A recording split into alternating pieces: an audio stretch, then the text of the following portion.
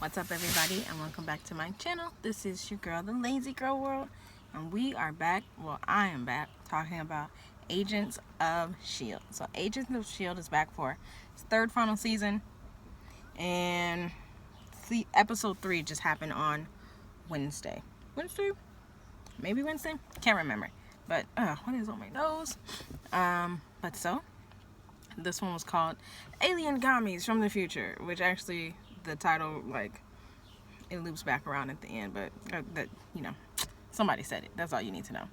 So anyway, the episode 2 ended with Zeke getting stranded in 1931, them not being able to kill Malik because they realized that he's going to be the head of, or not the head of Hydra, but grandfather or father of Hydra. So they're trying not to mess up the timeline, and they end up jumping to 1955, okay? So it's still old. They're still having to dress like super old school. And they're trying to figure out, well, why are we in 1955? What could we possibly be here for? So they actually ends up cutting to a scene of us seeing the Chronocoms, and we see, her name's either Tamara Taylor or Tamara Taylor, but she played on Bones. She was the head lady in charge on Bones, and she's the predictor, I believe, of the Chronocoms. Or she's not the predictor, she just kind of can see, she can see the timeline, so she knows what thread to pull in order for the Chronocoms to win and kind of take over. I really don't know what they're trying to do. I guess they're trying to get rid of S.H.I.E.L.D. so that, I guess, in the end the Chronocoms won't become an extinct race or species or whatever. So we see the Chronocoms talking. The main lady's talking to two other ones, and she's just telling them, okay, we're going to go after Helios. And we're just kind of what's Helios? So then we cut back to them being on the jet. I want to call it a Quinjet. I think it's the Quinjet, unless they have another ship. And so Fitz, he's not there, but Simmons and everybody's they're kind of standing around. They're like, where are we? So they realize they're in 1955. They realize they're close to Groom Lake, which is Nevada Area 51. So they're like, oh snap, S.H.I.E.L.D. base is super close. And then so they're like, well, okay, if the S.H.I.E.L.D. base is close, that has to do something with the Chronocoms. We just know it. And then so Simmons does her little research, and she's like, oh, Helios is here. It's a ion fusion reactor, but it doesn't work. It's a dud. And so Deke, I feel like I can never remember if it's a Z or a D, but anyway, Simmons' son is like, oh, well, in the future we had ship killers. Those are run off of ion fusion reactors, so they don't work. Maybe it doesn't work here and now, but it will work soon. So that's what the Chronocoms are going after, which essentially is kind of the Chronocoms were kind of trying to use it as a bomb. But so they decide, okay, well, we need to go in there, figure out who the Chronocoms are. Because yes, it's a dud, but if a Chronocom's willing to sacrifice himself, then they can get it started up. Because it's a dud just because they didn't have the power source that they needed. But Chronocom, they're the right power source because they're a robot person of sorts. And so they decide, we need to go ahead, sneak on the base. So they go, and they're eating at a diner, and they meet with a dude from Department of Defense, and he's actually played on something else, and I just cannot remember it. It escapes me what he's played on. I meant to look it up, but that's okay. When you watch it, you'll probably feel the same way, who is he? But anyway, they meet with the DOD agent, knock him out. Okay, they knock him out, and they tie him up, and he's just tied up to a chair, and eventually they're gonna pump him for information, figure out who he led onto the base, who he gave information to. But before that happens, or while that's happening, I guess, they steal his credentials, and then Coulson goes in as the DOD agent, and then Simmons decides to go in as Agent Peggy Carter, which it's so sad when that show ended. I loved that show. I loved both seasons. I almost want to say the second season was a lot better than the first season. I don't want to say a lot better, but the second season was better. And normally that doesn't happen. I was super sad when it got canceled. But so anyway, she goes in and she is pretending to be Agent Peggy Carter. No one else knows what she looks like, so she's getting away with it. And so they go in and they're like, we feel like the base may have been breached, so we want to talk to everybody and, you know, just kind of feel them out. And so they start talking to the scientists, lining them up, and it turns out, so they do this like super hilarious test, and they're like, because they're like, how are we supposed to figure out, you know, which one's the Chronicom? They look exactly like us. I mean, unless one of them punched you, then you could figure it out. But who wants to fight people to figure out if it's a Chronicom or not? So they're like, all we have to do is get an emotion out of people. And so, an emotional reaction. So, they just start saying silly things. Coulson went on a bus and was like, basically accused this lady of, like, trying to kill something. And she was like, or trying to kill a turtle. And she's like, what kind of monster are you? Why would you say such a thing? And she was just disgusted by him. And so anyway, Coulson's on the bus. Simmons is like in the room still interviewing people, just like, nah, okay, it's not you, it's not you, it's not you. Just basically making people cry, making people angry all over the place. We see this person, Dan Sousa, get out of a car, and he's talking to the main dude, the head honcho, I don't know what his name would be, in charge of the base. And he's like, oh yeah, you're like the second, you know, person we have coming here that's kind of like a big name. He was like, oh, who's the other person? And they're like, Agent Peggy Carter. And he's like, what? Because apparently, I don't remember, but apparently on the TV show Agent Carter, he was her like love interest. Okay, so I guess I want to say throughout the movies too. I can't remember if that's who she ended up with, like in Captain America. Don't know. Anyway, Dan Sousa goes in there and he's like, Peggy. And she turns around and she's like, in the flesh. And he obviously is like, you are not Agent Peggy Carter. Okay? So he, in no uncertain terms, tells her he knows she's not Agent Peggy Carter. They arrest her.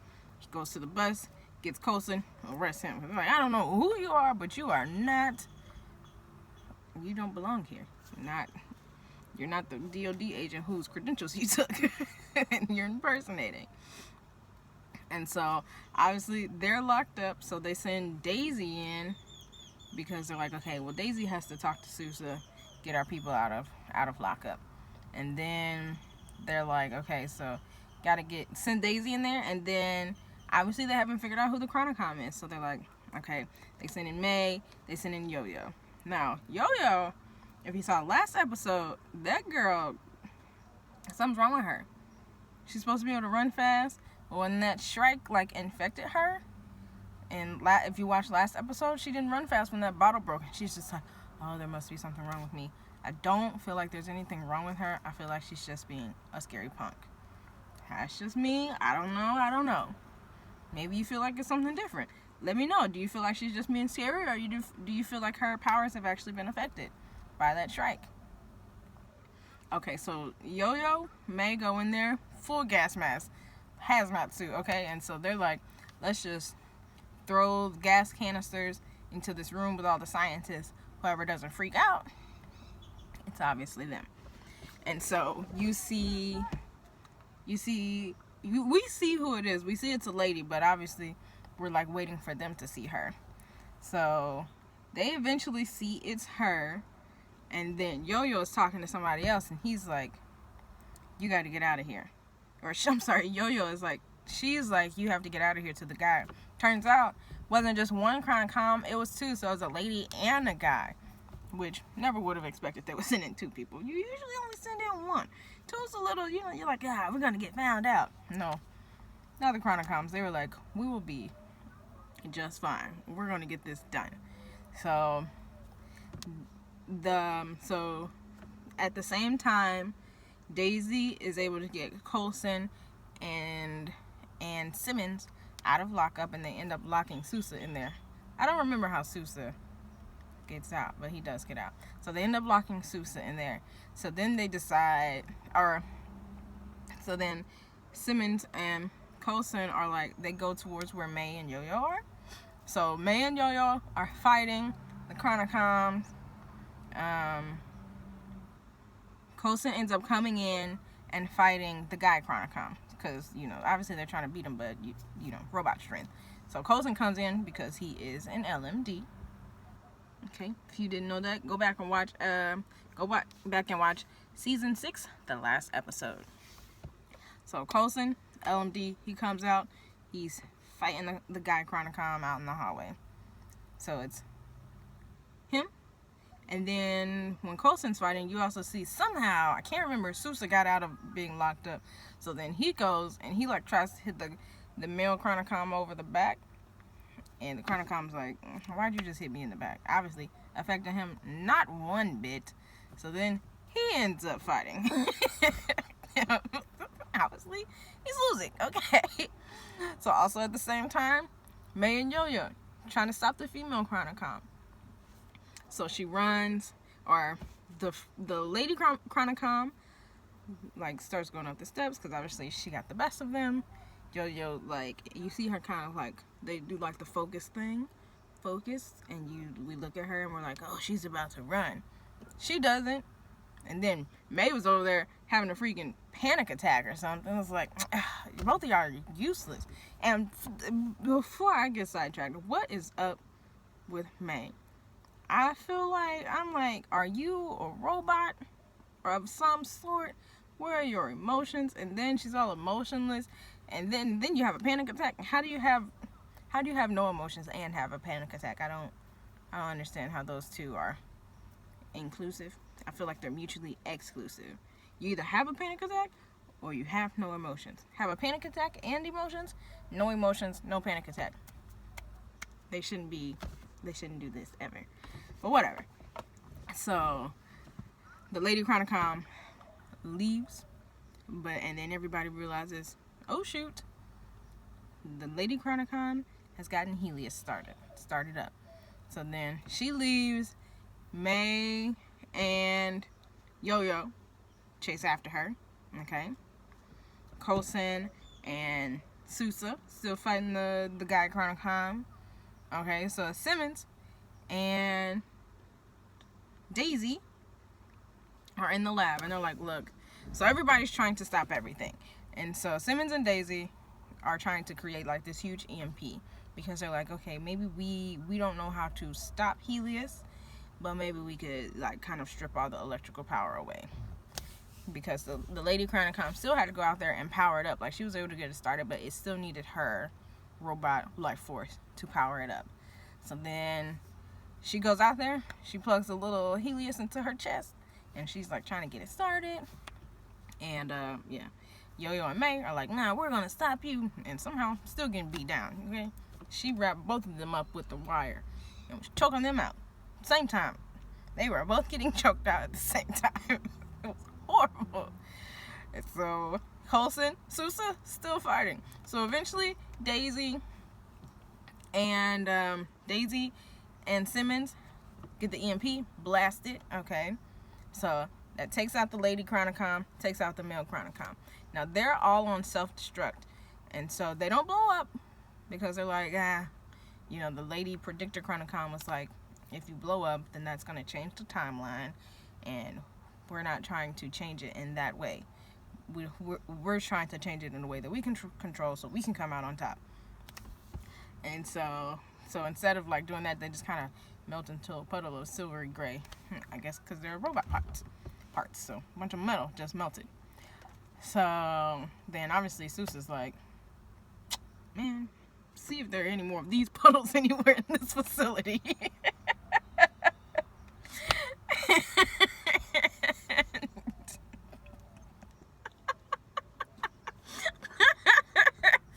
And get this base on lock. And then the final thing we see is Coulson still just laying there on the ground. So we see the light, we see his eyes, but then we see the light in his eyes. His eyes change from whatever the regular blue color is to gray, he's powered off somehow.